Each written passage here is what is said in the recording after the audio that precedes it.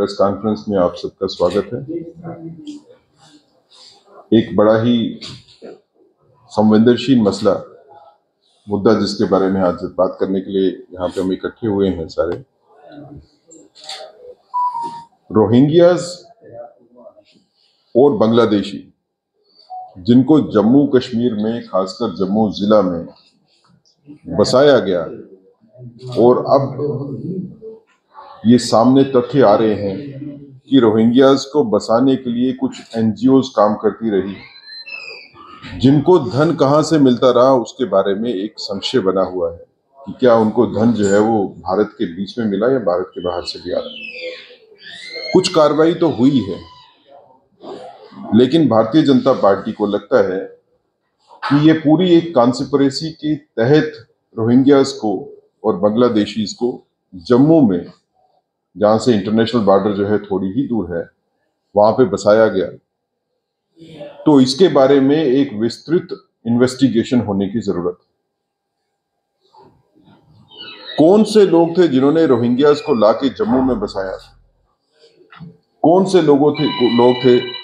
जिन्होंने काम किया कि रोहिंग्यास यहाँ पे आके सरकारी जगहों के ऊपर घर बना सके? उनके घरों को बिजली के कनेक्शन, पानी के कनेक्शन दिए गए, आधार कार्ड दिए गए, यहां तक कि उन रोहिंग्यास ने वोट भी डाले लोकल इलेक्शंस में। ये भी तथ्य सामने आए। ये वही लोग हैं जो 370 की वकालत करते रहे,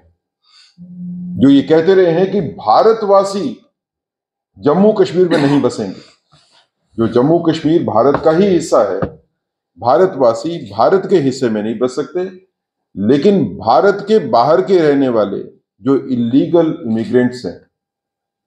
जिनसे देश की सुरक्षा को भी एक बड़ा चैलेंज है, खतरा है, उनको बसाने के लिए इन लोगों ने एक राजनीतिक साजिश के तहत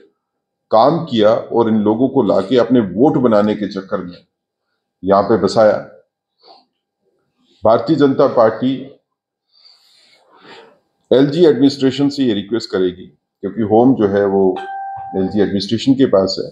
एलजी साहब के पास है। हम ये रिक्वेस्ट करेंगे कि इसमें सीबीआई एक एफआईआर लिखे और उन सर्कमस्टांसेस के बारे में, उस घटना चक्र के बारे में एक व्यापक तौर के ऊपर इन्वेस्टिगेशन हो, जिसमें ये तथ्य सामने आए कि कौन से लोग थे जो रोहिंग्यास को यहां पे लाके बसाने में रिस्पॉन्सिबल हैं, और उन लोगों के खिलाफ कड़ी से कड़ी कार्रवाई होनी चाहिए, एफआईआर लगनी चाहिए, मुकदमे उनके ऊपर चलने चाहिए, और देश को भी पता चलना चाहिए कि देश के विरोध में कौन सी हैं, कौन से लोग थे जिन्होंने देश के हित के आगे अपने राजनीतिक स्वार्थ को रखा। भारतीय जनता पार्टी ये भी कहना चाहती है कि रोहिंग्यास जिनको जम्मू में लाके बसाया गया और जिनकी बस्तियां हैं जम्मू शहर के बीच में, इनको जम्मू से बाहर खदेड़ना चाहिए, बल्कि इनको डिपोर्ट करना चाहिए ताकि अपने अपने देश में वापस जा सके। कोई दूसरे देश से आके भारत में बसने के लिए आवेदन देता है और उस आवेदन के तहत जो है कहीं कोई यहां पे आता है, तो वो एक अलग से बात है, लेकिन चोरी छिपे भारत की धरती के ऊपर आके बसना, और फिर आप अगर पिछले कुछ तथ्यों को देखें तो इन लोगों की इन्वॉल्वमेंट जो है वो यहाँ पे लोकल क्राइम्स में भी है, ड्रग्स में भी इनकी इन्वॉल्वमेंट है, और इनके बारे में ये भी है कि इनकी इन्वॉल्वमेंट जो है वो क्रॉस बॉर्डर टेररिज्म में भी इनकी इन्वॉल्वमेंट रही है। लेकिन किसी ना किसी तरीके से ये सब ठंडे बस्ते में डाला जाता रहा है। रोहिंग्यास को लाना यहाँ पे जम्मू कश्मीर में तकरीबन उसी वक्त शुरू हुआ जब यहाँ पे मिलिटेंसी की शुरुआत हुई 90s के शुरू में। तो एक इतनी बड़ी जो साजिश है, इसको बेनकाब करने के लिए